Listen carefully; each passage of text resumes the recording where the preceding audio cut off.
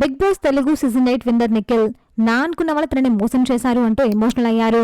ఎవరి కోసం అయితే నిఖిల్ బిగ్ బాస్ హౌస్ కి వెళ్లారో, ఎవరి ప్రేమ కోసం మారాట పడుతున్నారో, సిచ్యుయేషన్ వచ్చిన ప్రతిసారి హౌస్ లో ఎవరి గురించి అయితే చెప్పారో వాళ్ళు బయట నిఖిల్ కి ఒక్కసారి కూడా సపోర్ట్ చేయలేదు.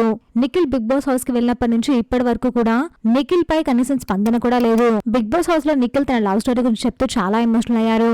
తన కోసం, తన ప్రేమ కోసం నేను ఏమైనా చేస్తాను అని, తననే పెళ్లి చేసుకుంటాను అని చెప్పి ఎమోషనల్ అయ్యారు. కానీ దీనికి వ్యతిరేకంగా అవతలి పర్సన్ రియాక్ట్ అయ్యారు.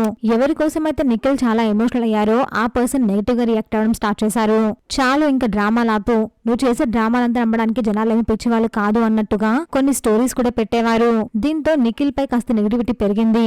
నిఖిల్ బిగ్ బాస్ విన్నర్ అవుతారా లేదా అని చాలా మంది అయితే ఎదురు చూశారు. At final Nikhil Bigg Boss winner అయ్యారు. నిఖిల్ హౌస్ లో అందరినీ ఒకేలా చూశారు.